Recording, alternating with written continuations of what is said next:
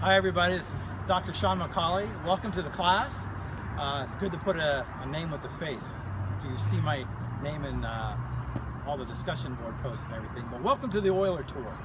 We are going to see some really amazing things today, and I'm glad for the folks who came down and went through the tour, and it's just going to be a great time.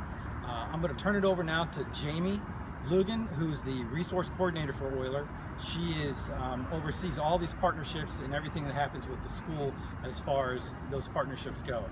And you're going to learn some great insights and what you can do for a community school in your own building to get updates and things going that you need to have for your kids.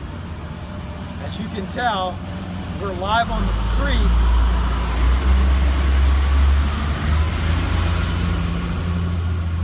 You'll hear some of that that noise as you go through the video.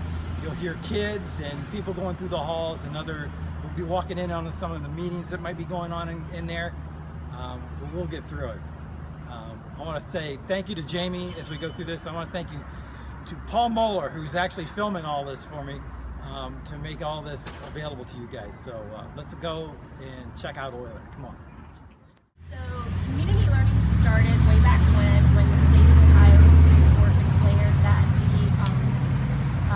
the public school system was unconstitutional as to be able to provide free public education. So that led to what was referred to as the facilities master plan, because the ruling came because the buildings that schools were housed in were so bad that they were like Oyler was built in '29, had never seen any renovations. Asbestos, you name it, was going on in here. I mean, they were bad. And the city of Cincinnati had the schools that were the worst of the worst. So that led to the facilities master plan, which was the overhaul of all of our buildings either being renovated or brand new buildings being built. So what went on after that was that the schools, kind of like the Cincinnati Public School, went out and said, you know, at that time nobody was going to public education.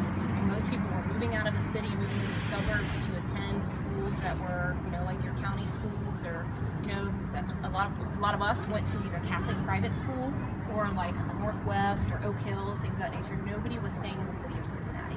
So when they received the facilities master plan, part of it was that Cincinnati Public School had to raise a portion of it on their own, and that the state of Ohio would give money towards it. They couldn't pass any levies. No levy had passed in years.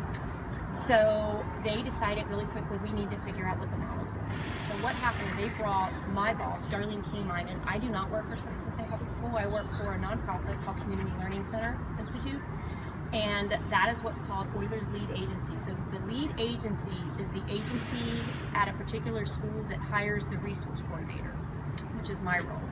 So all Cincinnati Public Schools are considered community learning centers. And a community school in the state of Ohio, so most of the time when you hear of community learning centers, that is a community school everywhere else in the nation. But in the state of Ohio, community schools are charter schools, so we had to change the name. It's the same thing, but in the state of Ohio, we have to be called community learning centers so that no one confuses us. So as they figured out, how are we going to do this? You know, how are we going to bring people back, and how are we going to pass this levy? We got to change the model and the way we're doing business. Everyone at that time felt like that CPS was the reason that the system was broke.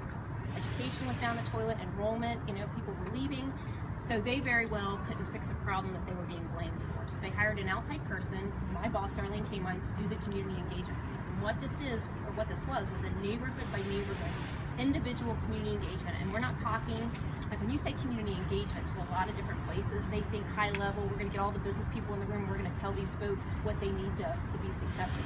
It was not. It was a door-to-door kitchen conversation. You're on the street, we wanna talk. We need to have a conversation about two things. What is it gonna take inside this school for it to be successful, and what is it gonna take for the community to be successful? We feel that there's a link between the community and the school, that one cannot succeed if the other is failing. So this, you know, like in every school has this. So like I was saying, all CPS schools are known as community learning centers. They're on some continuum of having partnerships in their building. Once they have a resource coordinator, that's when it's a full-fledged center. And I believe it's 39 of the 52 schools have a resource coordinator. And there's an agreement by CPS that all schools will eventually have one. They're just working their way to try to find one. 21st century elementary pays for a lot of stuff, but it was the only thing that a resource coordinator was not paid out of. So that is kind of like the only new money that has to be found in order to support my role. So that's kind of like the holdup as to why some schools won't have it. Trying to find out where's that money going to come from. Mostly it's private foundations. I'm privately funded, which is kind of nice when you're that, what do you call it? When you're not hired by the organization that you have to hold accountable. You're kind of like that biased person where, you know, I can hold you accountable, yet you're not paying my paycheck, so therefore I'm not going to let things slide or let things go. I can get a little difficult. So once the community engagement was done, so every partnership that you're going to see in our building tonight was identified in that initial community engagement piece as the saying, these are the needs. This is what needs to happen in order for the school to be successful. All of our partnerships have their own billing model, so they're financially self-sustaining on their own. They get no money from the school budget. We give them free room and board, and they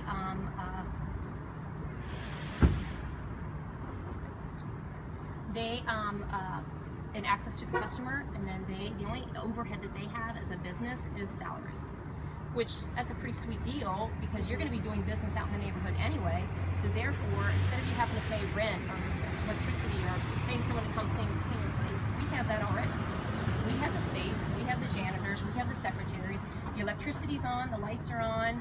You don't have to worry about anything. You just have to worry about how you're going to pay your people. So they base their business model knowing what salaries they're going to pay for, with the agreement that they have to see all of our students regardless of their ability to pay.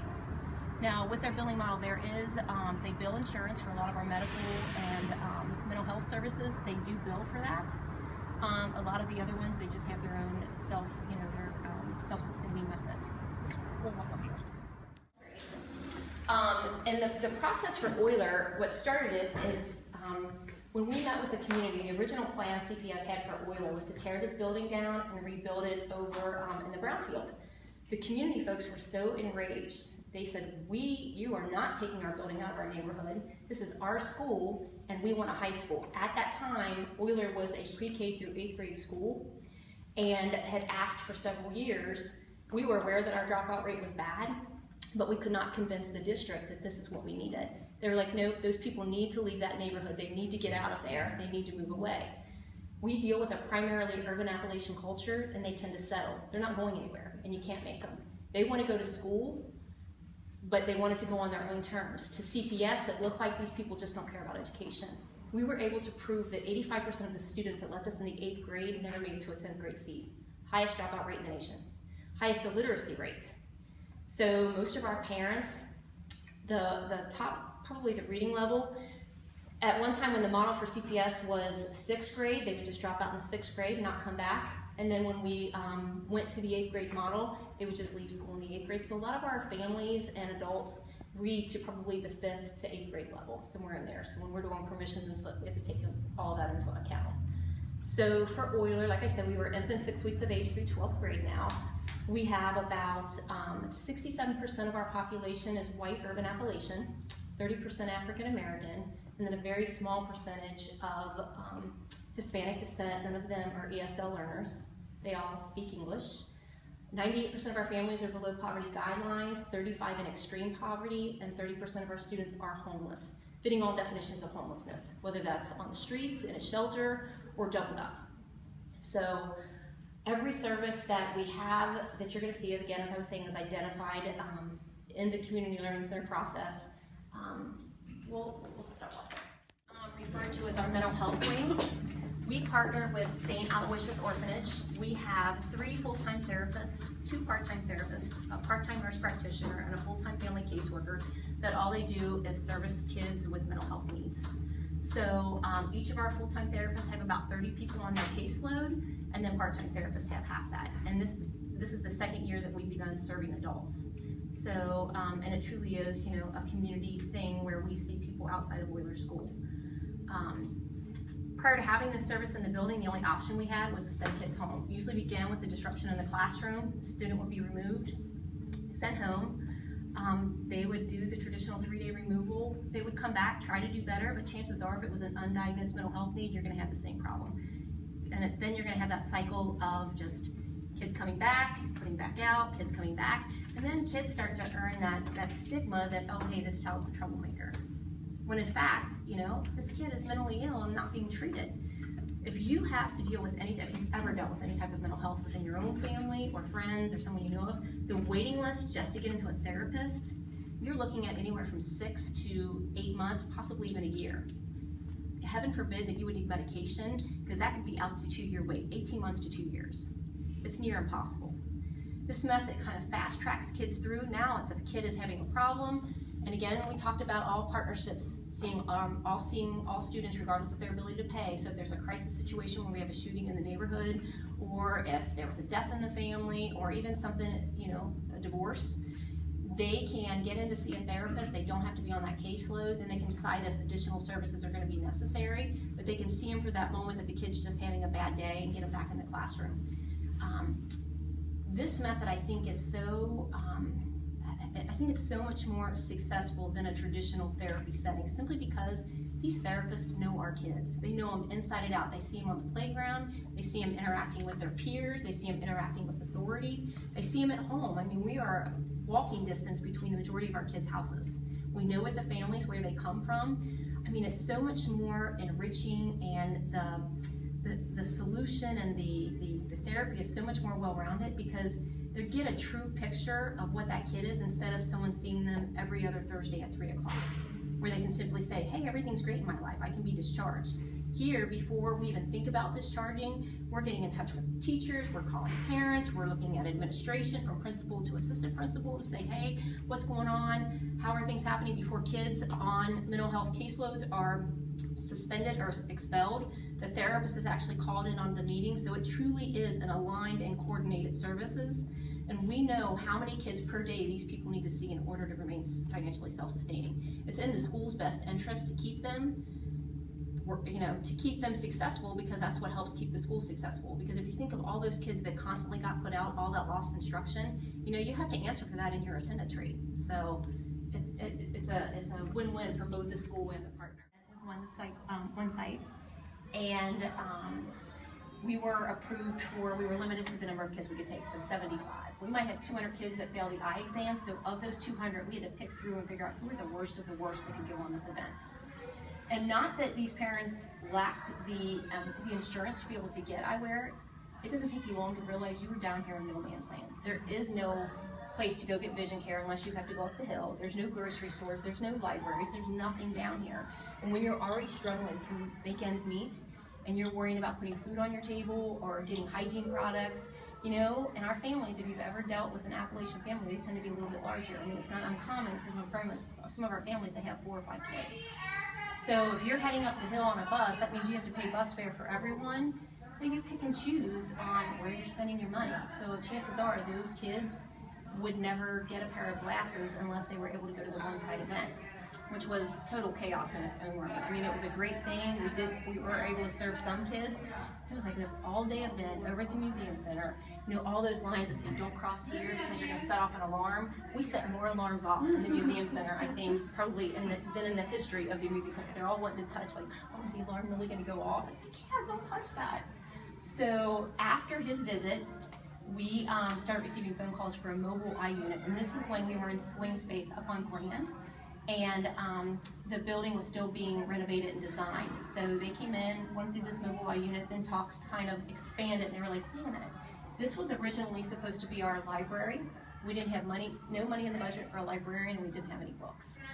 We were able to go back to that site-based team and say, hey, look, we've got all these kids failing an eye exam. It would make more sense for us to put an eye clinic in here to be able to serve our kids, because if they can't see, they can't read anyway. So now this became the hub for vision care for all of CPS schools, all of any tri-state school, and all the west side parochial. I mean, we see everyone. It truly is. When we say community learning center, we open it up to the entire community. Whoever has kids that needs vision care can come here.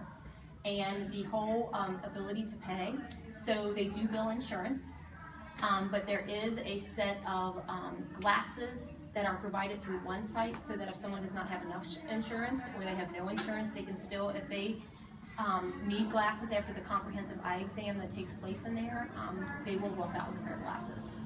That one-day event that we talked about going to the museum center, We would go in the fall, and these kids would not receive their glasses until January. Here, the turnaround time is maybe two weeks max. Since this clinic has been open, we had a student who was in the 5th grade.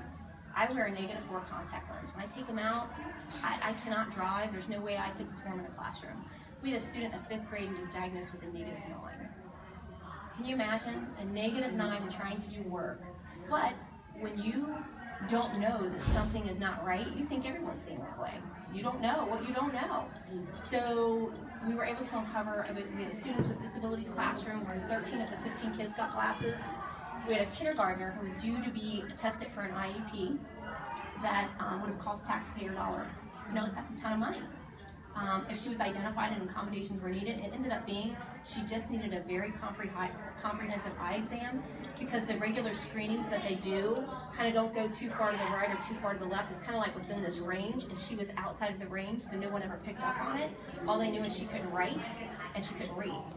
So here they're thinking she had a disability, and it was not that. No, you're fine. We're gonna walk through.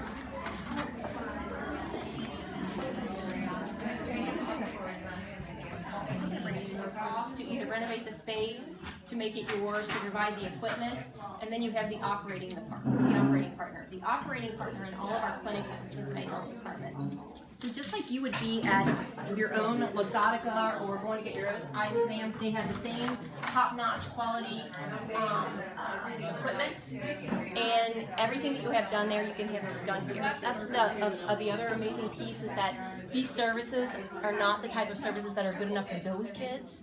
These are good enough for everyone. I literally tried on every partner. I damaged my eye with my contact lens when I was working, and I was able to come over here, get my eye looked at, got a prescription. Nice. Yeah, I was able to take care of it. I said, if we get any more partners, I'm never going to be able to take a sick leave. We are starting vision therapy, which is, think of it as physical therapy for your eye. So that will begin, but only for Oyler kids, because it's more, you have to do up to 2 appointments, and they're longer appointments. So they do bus kids in, and we have transportation. They have their own little one-site van. It's so adorable. That goes to different schools, picks them up, and brings them in. And they do that twice a day, and then they filter Oyler students in between. The agreement is they see all of Oyler students first, because we give up the real estate, and then after that they see everyone else. They are not currently seeing adults, simply because we are still at capacity at seeing all kids. I mean, the need is that great. Being a hub, yeah, pretty much. Oh, very much so. So once they decide they have to have glasses, come out here.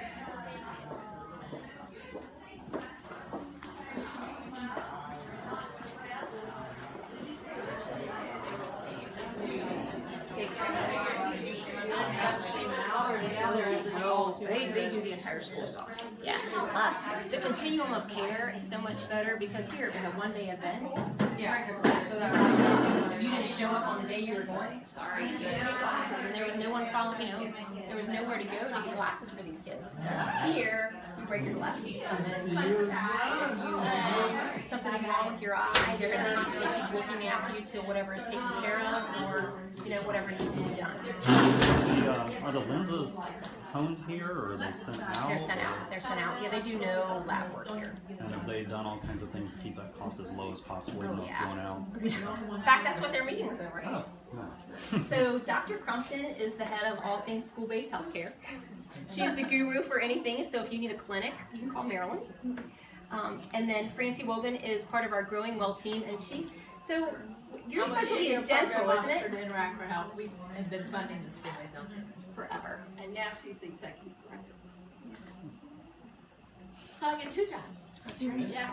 I was so jealous of Marilyn's 2 jobs. She wanted 2 jobs, right?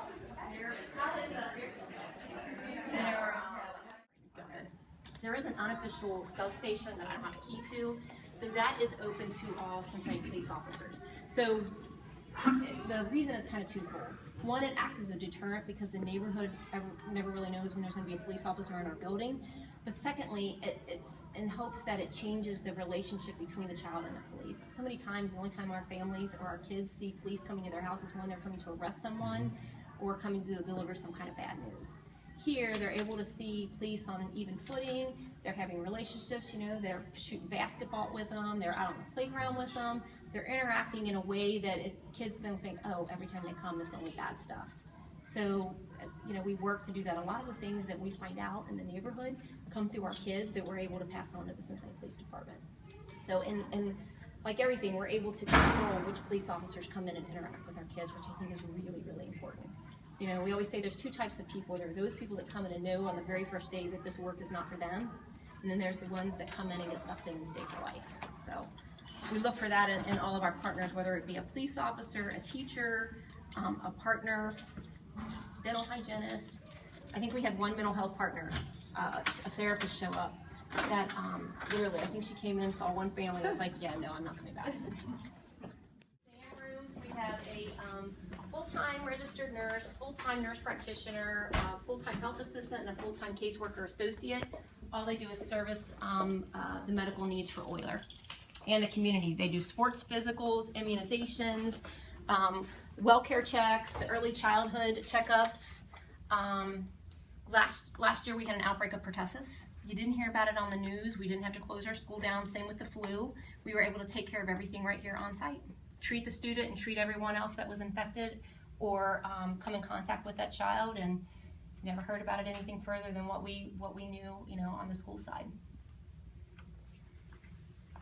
One of the things I forgot to mention for the Vision Center, Jason Singh, who is from one site, he made the comparison that it normally takes a Luxottica storefront about 36 months to become financially self-sustaining.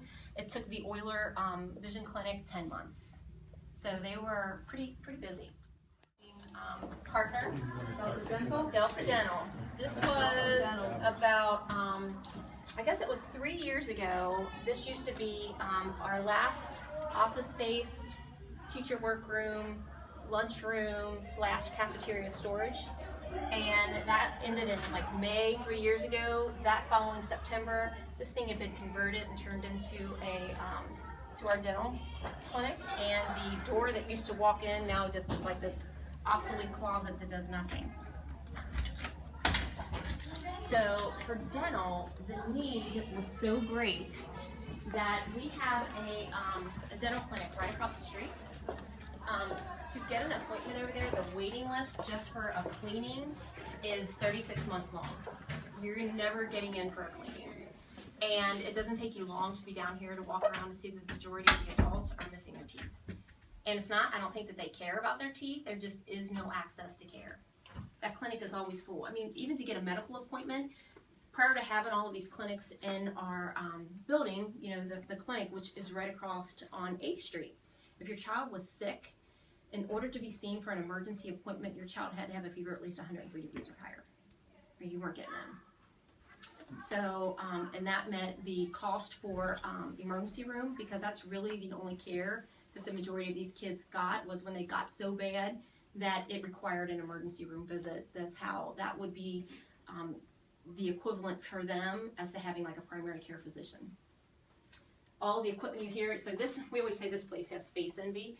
Both of the other two partners got in on the ground level and were able to design the type of space they needed. This was retrofitted. As you can see where the retaining wall is, that there back was the storage, and then before that is the workroom. So they had to take everything and kind of make it fit. It's wireless x-rays, so you can sit in your chair and they take the x-rays without anyone having to stand there and have the thing twirl around your head as another doctor office visits. It's 3-chair. They have found that, I'm going to walk through so you guys can see it all the way through. So all the equipment is portable. When we first started here, they didn't realize that the nitrous things weren't going anywhere. The holes had been drilled, so like everyone in here I think was high, and I said if we could just pump that throughout the school, we would have no issues. It would be all good. Everyone would be happy and friendly, and that's right. We wouldn't even need mental health anymore. We could say no to our business.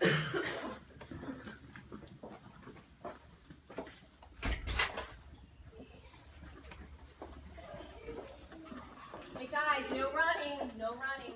And then from 2:15 after school takes over until 5:30, we serve hot dinner to students, for anyone who participates in after school, and then their parents. They usually come over and help serve, so they can all sit down for dinner together. And that's done through Kids Cafe with Free Store Food Bank. We also do Power Packs, which is the non-perishable sacks of food that go home with kids over the weekend. We have about 310 kids that qualify.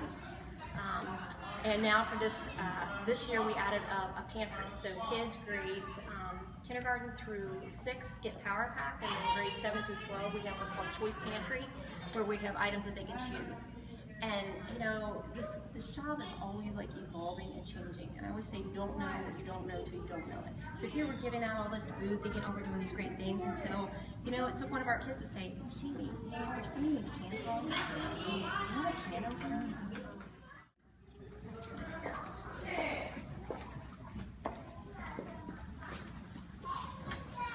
Zach, what do you need back?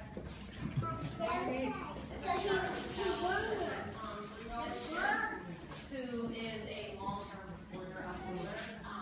He did a tour with us, and first question was, always read and was needing to get our hands on our students earlier. When I first started here, I was working in the summer program, and I had siblings get separated. Hey, you aren't setting an alarm yet. You guys, are these the last kids? So you are setting the alarm? No, we won't. Do our people set it for you? Yes. Okay, perfect. All right, good. I don't want to get locked in here. Thanks. I had siblings that got separated. So I was trying to ask her, where do you live? You know, she couldn't tell me her name, couldn't tell me her address, couldn't tell me her parents' name, could not tell me a phone number. And I thought, oh my gosh, so some of it, yes, is some developmental issues, but some of it is the environment. If you're homeless and you're bouncing around every other night, are you really bothered to learn the address where you're staying at that particular night?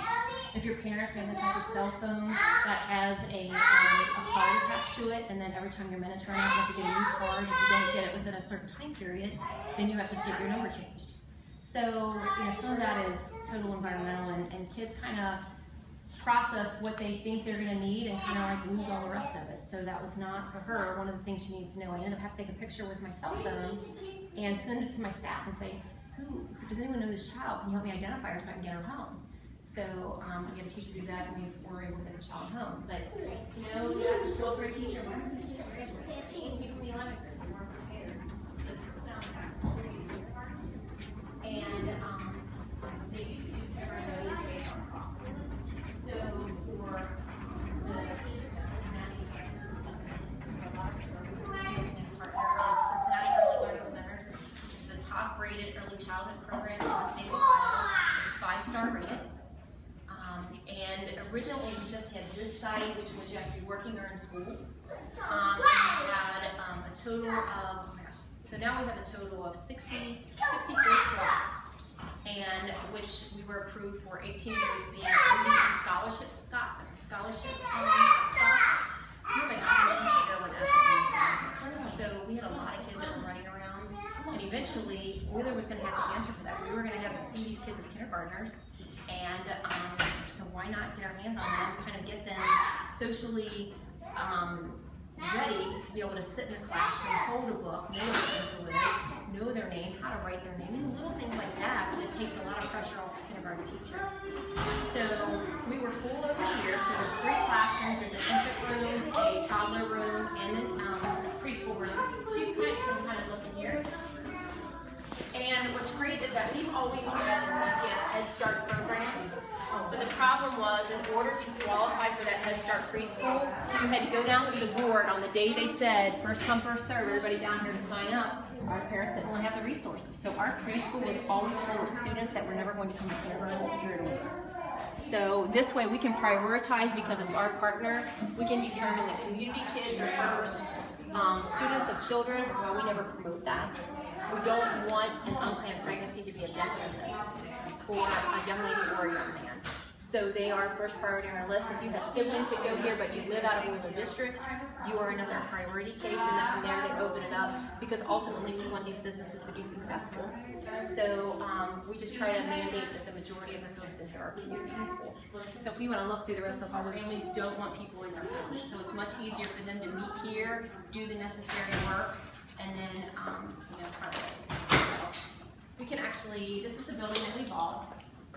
So this kind of actually was kind of like groundbreaking. So this all get renovated already? Yeah. You guys are in the process. So the first floor is the ELC, the actually early childhood, with the 18 ODE slots. We can walk over. So first floor is early childhood, second floor is meeting space, and the third floor is the closet. This was an abandoned building. So once I've been down here, it's really, oh my gosh. This building was boarded up. We probably stood as tall as that tree. You couldn't even get through because it was so thick. It was at Haven for drug use, and they finally bought this building. We bought the building for $500. Renovated it, took $500,000. So renovation was the problem, not acquiring the property. So now we just bought this space behind here, and this is going to be green space and a nature education, outdoor education room for 0 to 5. So this is all still part of the school. It's all considered on the campus.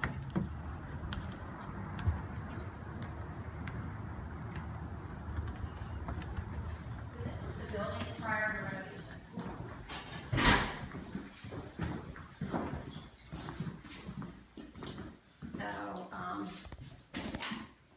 So this what gets you $500,000 later.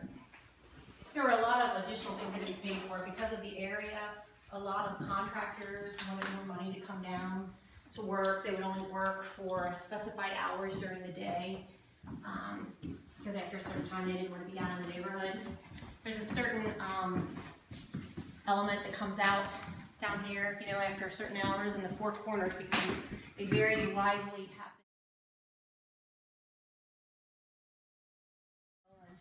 More affluent neighborhoods sent out a call to get a bunch of clothes here so our kids can actually come here and shop. When they need shoes or hygiene products or what have you. And I believe they do some work at Apple Junior.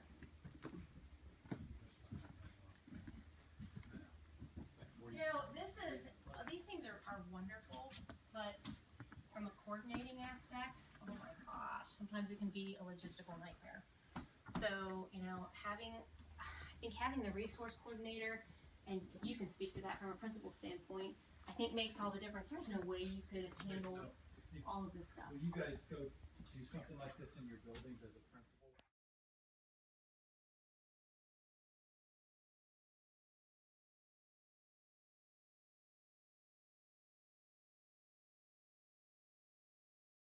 Collaborative mentoring program.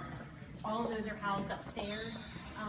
The way that our building is set up, all on the first floor are services and early childhood, so your pre-kindergarten, your kindergarten, your first grade.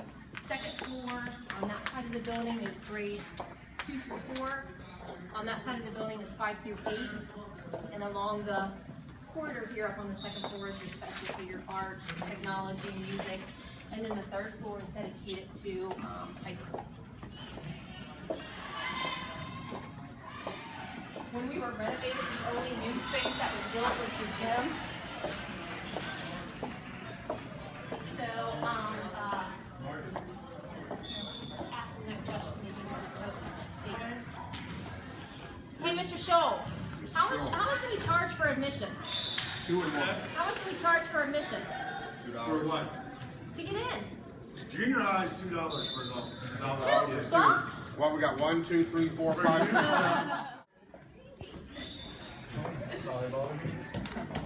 Hit the ceiling.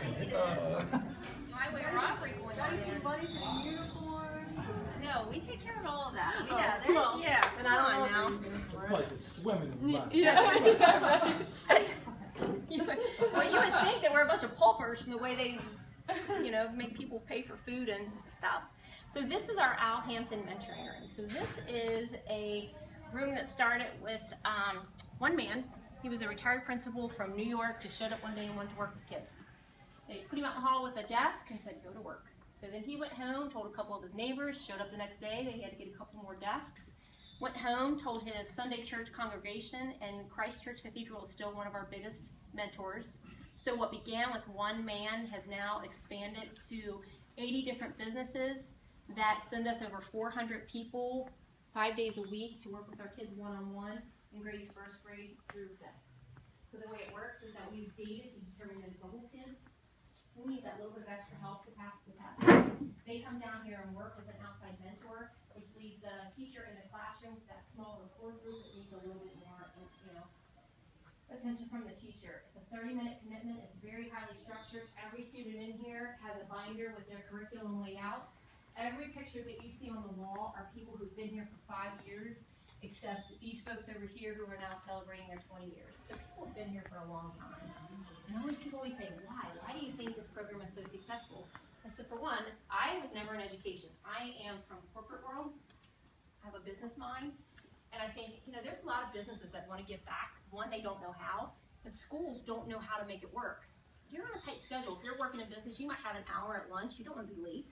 This is a strict 30-minute time commitment. You come here, you meet with your student, and that's another great thing about CLC. So if John's not here, who you tutor, well, you know what? Mary's upstairs. We're going to pull her down because Mary needs help. For any of our partnerships, it's the same way. There's no missed appointments. There's no having to track down parents, because as a school, we know these families better than anyone, and if they're not going to talk to you, well, they will talk to us, and they'll talk to the principal. The principal says, we need you to come in because Johnny has an unsigned treatment plan, and we all know Johnny needs to continue to see Miss Stacy in mental health. That person makes a trip over here to sign that paperwork. So it's a very good partnership. Back to the whole business aspect, and when you give up your lunchtime if you're working in business, you want to know, is what I'm doing having an impact? Because if it's not, I'm not going to waste my time. Here, a person can see where that student started out at the beginning of the year, what reading level they're on. And by the time the end of the year rolls around, well, okay, William might have grown from a 14 all the way up to a 24. And oh my gosh, I had a handle on helping this kid read. I played a part in this. And we always say that academics is what brings these kids into this program, or brings the person into the program, but so much more happens here. There's so much more, for the child, it's knowing that that same person, you are with the same person over and over. And for a lot of our kids, this is the only bit of stability that they have, is to know that, you're going to be here every Monday at 9 o'clock. You're always going to be here for me. And you're here because you just want me to be better. You want to help me to read. You are going to do whatever you can to help me be successful in school. And for a lot of our kids, that is a lot. We were able to take data and prove that every child that came through this program went up one whole category back when we were having the OAA test. If you were proficient, you went to advanced. If you were advanced, you went to accelerated. If you were, is it basic? If you were basic, then you grew to proficient. So there is a lot of data that proves that this method works. So for us, it is a lot of great things happen here. A lot of people start out here in this program. From this program, we developed a relationship with Meredith Randolph, whose father, Carter, runs Green Acres. So that's the Fleischman Estate out in Indian Hill. As you are down here, you can see that this is like a concrete jungle. There is no green space. They actually do a fundraiser every year for Oyler that allows us to take all of our kids, all of our grade levels, out to this estate in Indian Hill 4 times a year, where all they do is, for the younger grades, it's more art enrichment based on the curriculum that the teacher is doing. So they will take some kind of art project based around whatever you're doing in math and find some way to make it work. And then for high school, it's more science, looking at, water, rain collection and water runoff and all those things. They are able to do that out there. I remember one student, when we first started going out there, was like, oh my gosh, Miss Jamie, deer are real. Did you know that? They are not just in books. Deers are real. I was like thinking, well, yeah, but I'm thinking, all right, well, where would you have seen one? Yeah, you probably didn't. You probably wouldn't know that they were real. Other partnerships that are kind of like housed in the main office, we work with Beach Acres, who we are redeveloping. The needs down here are growing and growing and growing, and I am only one person, and I think I am working at my maximum capacity. So we had to expand. There are so many, we always found that when you go to help with an initial need and you peel back that layer, there's thousands of other things that need to be handled. Housing is huge. That is kind of like the new, we've done a lot on the inside of the building, now we're working on the outside of the community. Housing and jobs are the 2 big initiatives right now. We've hired a housing coordinator. We're able to take kids who were imminently homeless and get them placed in their own apartment, or get them placed through Lighthouse. We've developed these relationships for Habitat for Humanity. We have a family that one has already been approved, and they're building a home a little ways up on Glenway, or off of Glenway. We have 2 more applications in, and these people will qualify for homes through Habitat for Humanity. We've developed partnerships with people working cooperatively and working in neighborhoods that kind of help already the homeowners that are down here. We'll help them do home repairs free. You know, a lot of our houses down here don't have running water. You know, something's gone wrong and they don't have the money to fix it, but they just continue to stay there because where else are they going to go besides out on the street? So it's looking at all of these families individually and like, what else? What can we do to get your house up and running to the way that it should be, and going out and developing the necessary partnerships. So Beach Acres, we're hiring more folks there, or a benefits person, so they can apply for benefits right here at the school, whether you're a school person or a community person, and then they'll help arrange for the transportation to go back and forth to JFS. I'm trying to think. Santa Maria is not a co-located partner, but it's an organization that's been down here like for over 100 years. Is efficiently managed, meaning that, you know, it's getting the most for the money, because these partners are not paying for rent, they're not paying for their own stuff. It's usually just being spent on the kids. I mean, have you ever noticed when grants are given out, the majority of money goes to overhead? Here, that is not the case. The money is directly given to the kids because there's not a lot of overhead. Just makes sense. So I'm going to go through the last area. We'll go through a small business to get all of the seats reupholstered and done up nicely to kind of fit with the atmosphere. We do graduation, we do Sunday church in here. We've done weddings before. We've had some memorial services. So town halls, community council meetings are held here. This truly is, you know, the whole point of a community learning center is to be the hub of the community, and this for Lower Price Hill is definitely that hub. One of the things we didn't mention was that after school programming, we said goes till 5:30. We have now just been able to get our light at school back up and running, and that's where Cincinnati Recreation Commission comes back into play and keeps our school building open from that 5:30 time frame all the way up through 9:30 at night. And we're hoping that that'll start